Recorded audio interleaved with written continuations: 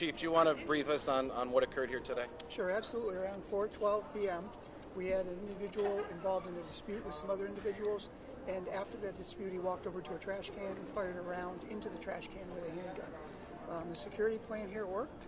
We had officers on scene almost immediately. We had security on scene almost immediately. The mall went into what's called shutdown. They pulled down all their gates, closed their doors, and everybody sheltered in place until we could be sure that the individual was out of the mall and that people were safe. Where is that person now, that shooter? Sure. So the last time we saw him on camera was running from the mall. We do not have him in custody at this point, but we do have some very good camera footage of him. So likely we will have him in custody, but he isn't in custody right now. Chief, I saw the bullet hole in the trash can. Was the shooting and the danger contained to that hallway area? I know in the police tweet it mentioned Cinnabon, which is the nearest business, but was it mainly outside the stores and in the hallway area? It was exactly that. I think it's called the first floor portal to the new part of the mall. That's exactly where it was. One shot fired into that trash can. No other shots fired. No other danger to the public, and he ran upstairs and then out the door. Do you have any idea, anything the public can look for from that preliminary camera footage of what he might look like, what he might be wearing?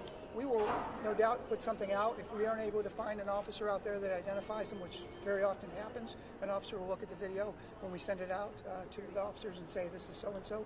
If that doesn't work, we'll send it out to the public so they can help us identify the individual. Do you have a weapon, or do they have that weapon still? We do not have the weapon, so the individual still has the weapon. Based on your information, did the shooter intend to hit anyone, or was the aim right at that trash can?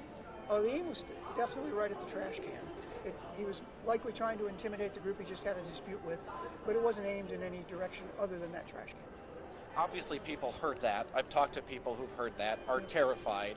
What do you say to a community, a group of who knows how many hundreds of shoppers leaving on this Friday, a Friday during a break when schools are closed, a lot of people here. What would you say to those people who are just terrified? Sure. So I passed a lot of them on the way in here. They're all leaving.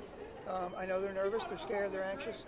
What I would say is this: I don't want to be the chief of police that tells people not to live after we just went through a pandemic where we were shut inside our homes with masks on, couldn't go to school, couldn't go shopping. So I'm not going to be that chief. What I can say is the mall is prospectively safe. We have officers here on a regular basis at a detail. You can see that the safety plan worked exactly how it's supposed to. They were on site almost immediately along with security, meaning our officers along with security. They went into shutdown. Everyone sheltered in place, and we had a good outcome as far as any injuries to the public. But everyone needs to make their own decision when it comes to that. I don't want to be that person that says stop living your life. I know this is a problem nationwide. This is a problem nationwide, but you're the chief of police of Syracuse. This is Syracuse's mall, one of Syracuse's biggest destinations, and this mall has been getting a reputation of being unsafe. People are afraid to come here, some people, not all.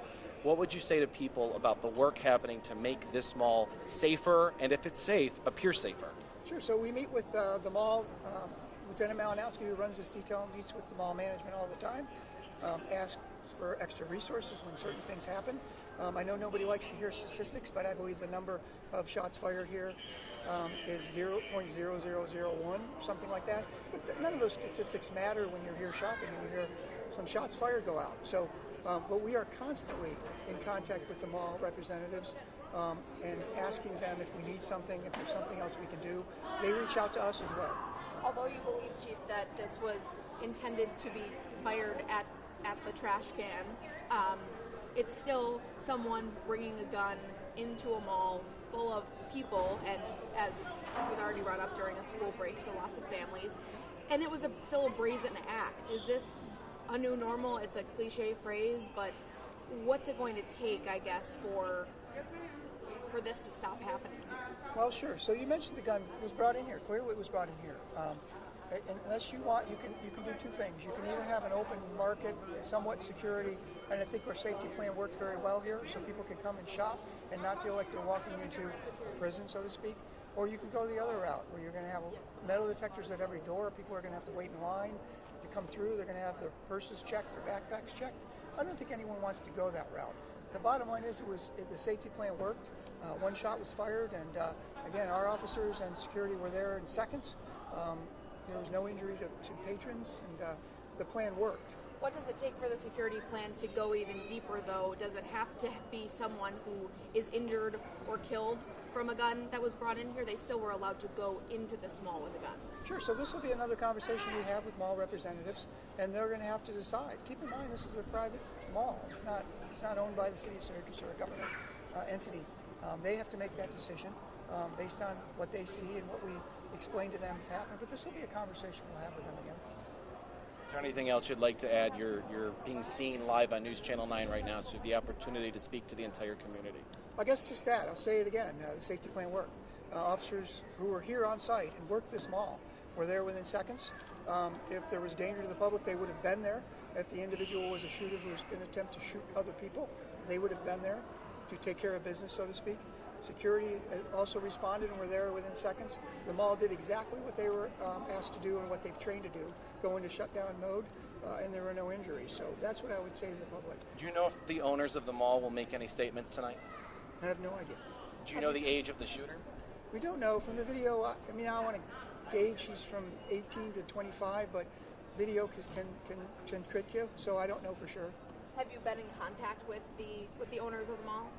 I haven't been, but my guess is that if Lieutenant Malinowski hasn't been in contact with him, he will be, and we'll be sitting down again with us. I don't know if you know this, but do we know who possibly made the first call? Was it a call to 911, or was it a security kind of alert here that prompted that?